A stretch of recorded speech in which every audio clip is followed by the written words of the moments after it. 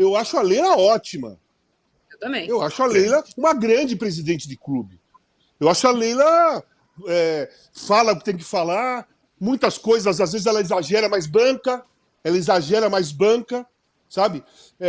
Dá entrevista e fala aquilo que tem que falar na cabeça dela e tá fazendo esse Palmeiras aí. Então, para mim, a melhor presidente de clube no Brasil é a Leila. Para mim, a Leila é a melhor presidente de clube do Brasil. Não, eu acho que essa explicação que ela vai ter que dar, e eventualmente ela não vai conseguir fugir dessa pergunta na primeira vez que ela vier a público, ou dar uma entrevista, ou aparecer em algum lugar, porque quando ela dá aquela entrevista que é desastrosa, com críticas que são muito razoáveis, que foram feitas ao que ela falou em outubro, a gente tem que lembrar o contexto que ela falou aquilo, né? Ela chama uma coletiva depois de ter sido ameaçada, de ter que ter ido à polícia, de ter tido as suas empresas pichadas, de ter tido que entrar com um processo para afastar com distância regulamentar torcedores dela, depois ela tem que fechar as redes sociais, ela chama uma coletiva, e na coletiva ela se perde, fala umas coisas que ela não deveria ter falado, e por isso recebeu críticas justificáveis. Quando ela fala da camisa do Corinthians, é quando ela é perguntada por uma pessoa que está de um canal segmentado, numa semana em que o Palmeiras havia sido eliminado da Libertadores, o Corinthians tinha perdido para o Fortaleza, e o Corinthians anuncia ali no meio da sua eleição um contrato pontual de camisa, eventualmente dando ao Corinthians uma camisa que então valeria 123 milhões de reais. E ela responde, como ela sempre responde, talvez na defensiva, e já atacando, contra-atacando, dizendo, então você me prova que é de 123 milhões que eu pago também. Já era mais cara a camisa do Corinthians no ano passado, ela não ficou mais cara esse ano para fazer a comparação rasa, né, que eu acho rasa essa comparação. Então, é claro que ela vai ter que explicar, mas acho que vai ser mais difícil ela explicar, Bodão, e aí eu vou passar a bola para você sobre o Palmeiras ser o time a ser batido, e tá aqui lanterninha da nossa enquete. Entre na enquete, vote, dê mais likes. Eduardo Tironi tá assistindo, porque ele não larga o osso, entendeu? Eu puxei o tapete dele, ele mandou mensagem para mim, estou te assistindo, porque esse programa das 18 horas é melhor que o das 9. Então, até ele assiste aqui para pegar cópia para o das 9. Mas dê mais likes, dê mais visibilidade a esse programa, para ele ficar assim, ó, roendo a unha. O Palmeiras faz contratações pontuais, Baldão, é verdade. Nos últimos anos, o Palmeiras não perdeu ninguém. E esse ano, o Palmeiras tem uma ampulheta em cima da mesa. O Endrick vai embora. Palmeiras perdeu gente boa. Sim, mas não perdeu o seu grande jogador. Dessa vez, o ano começa... Perdeu os dois melhores jogadores, Danilo. Danilo e o Scarpa. Sim, mas agora, Renato, tem lá uma ampulheta para perda, talvez, do maior fenômeno dos últimos tempos do futebol brasileiro, que é o Endrick. Então, para este menino, não tem substituto. Não pode contratar o Bruno Rodrigues, por exemplo, não é exatamente um substituto para o Endrick. Então, o Palmeiras precisa pensar, né? A gente falou sobre, no final do ano, o Palmeiras não ter elenco, e passou aquele perrengue quando o Dudu se machucou, esse vai voltar. Você acha que só essas 3 contratações dá para o Abel Ferreira nadar de braçada em 2024? Pelo amor de Deus, não, Bodão? Depois que ele fez com o Bruno Rodrigues ser um grande jogador, perigoso, atacante decisivo, acho tudo possível. Breno Lopes, perdão, Bruno Rodrigues está chegando. Capaz dele fazer o Bruno Rodrigues também fazer tudo isso. O Breno Lopes era um vaiado pela torcida, matava de canela. O Abel montou um esquema ali para ele jogar na velocidade, jogar no contra-ataque, parecia uma máquina o time do Palmeiras, a bola caía sempre no Breno Lopes, ele ia lá e faturava. Eu acho que o trabalho é tão sensacional, que é possível tudo. O Palmeiras não está correndo atrás, porque é o que menos precisa correr atrás de reforços. Ele tem um time armado, tem um banco excelente, tem uma garotada para ser lançada, sabe? Eu queria uma bruxa dessa no meu time aí, ela fala as coisas um pouco, chega para ela rebate de primeira, às vezes sem pensar muito, mas não tem que dar satisfação para ninguém. Ela faz um trabalho belíssimo no Palmeiras, profissionalizou todos os departamentos do clube que funcionam muito bem. A escolinha do Palmeiras dá show, não para de revelar gente boa. Então eu acho que o Palmeiras está na boa. O Palmeiras é o time mais forte do Brasil, da América do Sul. Contratar gente boa é sempre importante. Mas onde está esse craque? Esse craque só pode estar na base. Na América do Sul, os bons... Tem um jogador lá no River com 14 anos que a Europa já contratou. Sabe? Os bons estão lá fora. Nós não vamos conseguir comprar, tirar do City, dos grandes times da Europa, os grandes jogadores que estão lá. A gente vai pegar aqui na América do Sul, tentar revelar jogador aqui. É quase todo mundo, sim, fazendo assim. O Flamengo, sim, deu uma bela cartada pegando De La Cruz, que é um jogador pronto. Vamos ver o que vai jogar aqui. Mas é um jogador pronto. Tá difícil buscar esse jogador. Acho que tem que fazer. Tem que ter estratégia para desenvolver os talentos que tem aí, coisa que o Abel fez como ninguém até agora. Ele tirou a leite de pedra. Se continuar assim, vai ficar imbatível de novo. Ô, menino, você lembra que o Jô tinha as meninas do Jô? Vou chamar agora esse programa aqui dos meninos da Marília. Tem uma outra coisa que está difícil de achar, Marco Antônio, Renato e Casão. Está difícil de achar técnico, né?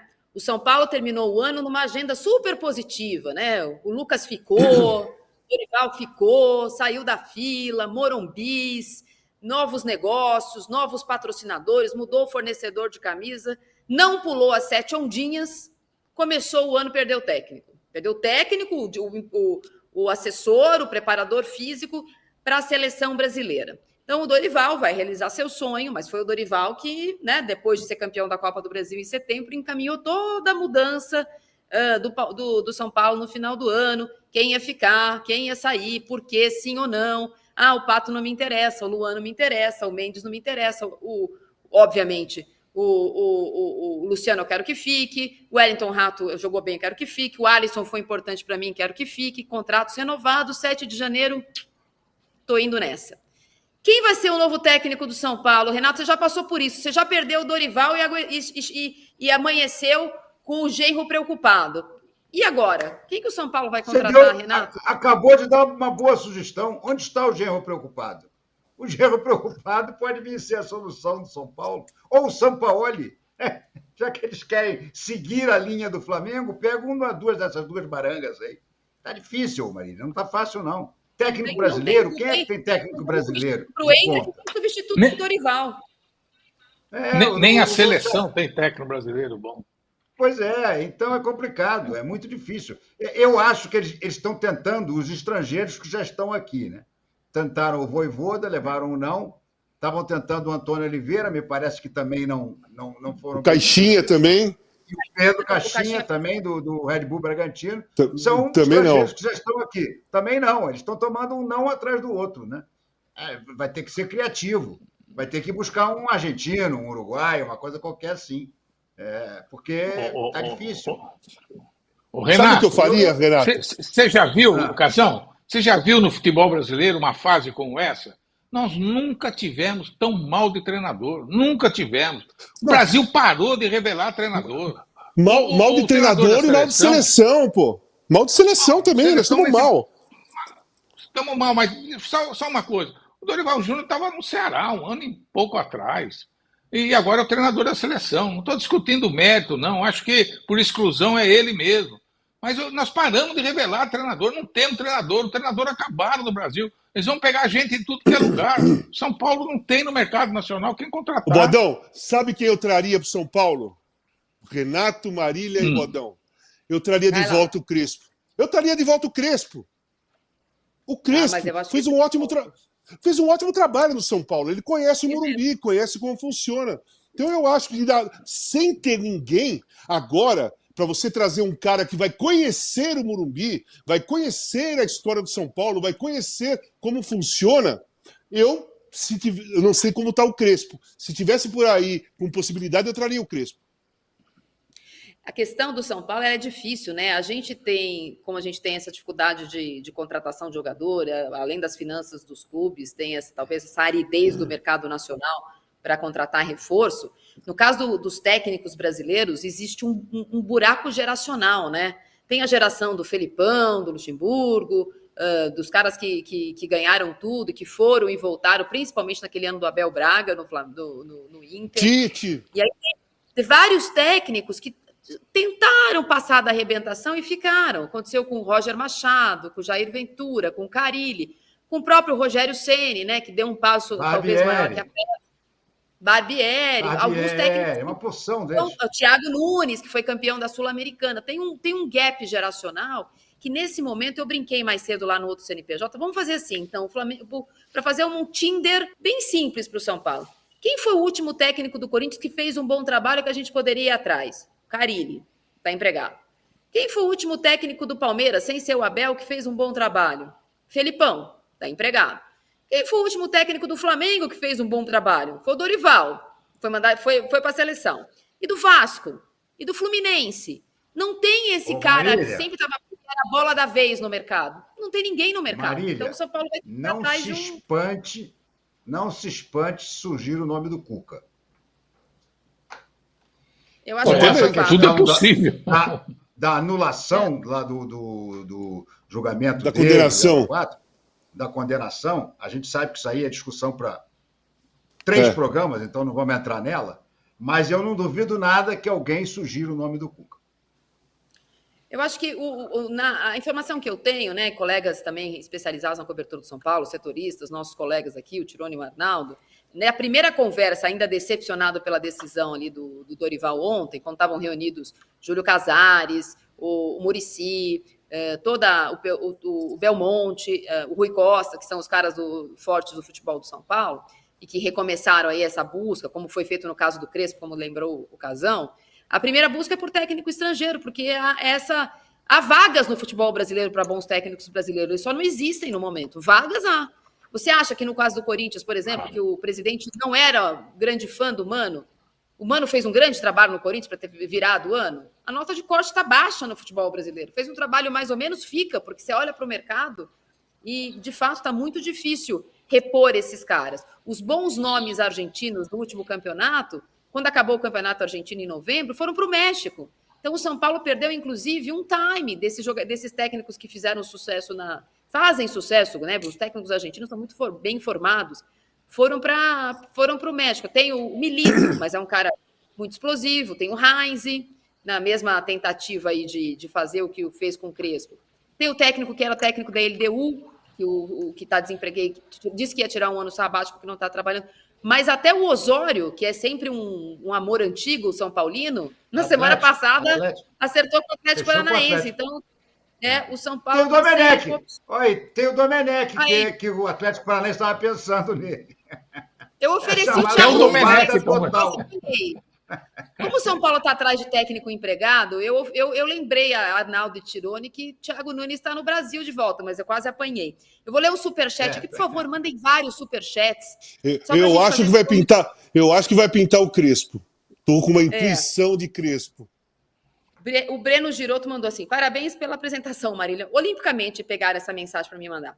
O futebol brasileiro está em crise, mas como os barões da bola estão ganhando cada vez mais dinheiro, não há mobilização efetiva para mudar a estrutura. A estrutura, na verdade, nesse finalzinho de programa, ela foi restabelecida por liminar. Então, o presidente da CBF voltou à sua cadeira via liminar, decisão que pode ser cassada a qualquer momento, e mudou completamente de ideia nesse período que ele ficou de fora. Primeiro, tomou um toco do Ancelotti, que disse que nunca tinha dado piscadinha de volta para ele, resolveu que não tem que ter interino coisa nenhuma, que o Diniz não é opção, e resolveu contratar um técnico que no ano passado, nessa época do ano, estava desempregado, que era o Dorival. Vocês acham que era o técnico certo, na hora certa, nessa seleção incerta? Eu acho que o técnico brasileiro não vejo problema, não, sinceramente, não vejo. Também acho. O Diniz foi um desastre, gente, vamos falar a verdade. A gente pode dar milhares de motivos para ter sido, mas foi um desastre. A verdade é que o Diniz foi um desastre. Então, não dava para continuar o Diniz. Então, aí você olha, você não tem mais como... Eu pegaria o Abel Ferreira, mas também duvido que o Abel Ferreira aceitasse. Mas eu, pelo menos, faria uma proposta a ele, entendeu? Não sendo o Abel Ferreira, eu acho que o Dorival não é um técnico genial, mas é um técnico correto, sabe arrumar a casa. Eu acho que é uma tentativa válida. A minha preferência é o Abel Ferreira. Sempre falei. Eu acho que o Abel é o melhor treinador da América do Sul.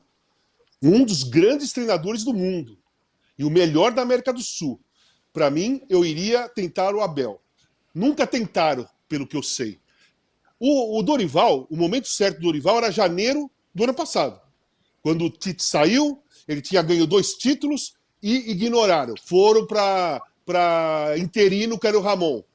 Foi mal o Ramon, foram para outro interino, que foi o Fernando Diniz. Foi mal também, e agora quer fazer a coisa certa de um modo errado. Né? Ok. o Dorival, ele é um cara equilibrado, ele entende de futebol, não é a mil maravilhas, mas eu acho que o estilo dele de jogar é muito mais simples do que o Fernando Diniz. Então é mais fácil dos jogadores entenderem, se posicionarem e saber o que vai fazer, né? Não tinha outra escolha de treinador brasileiro, não tinha outra escolha, né? Era o Dorival. E aí eu fico pensando assim, cara, por que existe um certo comentário de que ele deixou São Paulo na mão, ou que estão muito chateados com o Dorival? Todos os treinadores fizeram isso, gente. O Tite saiu do Corinthians e foi para a seleção. O Vanderlei saiu do Corinthians e foi para a seleção. O Leão estava no Sport e foi para a seleção. O Mano, Parreira, Filipão, antes de 2002 também. Todos os treinadores que são chamados pela seleção brasileira é porque estão bem ou fizeram um bom trabalho no clube aqui no Brasil. Claro.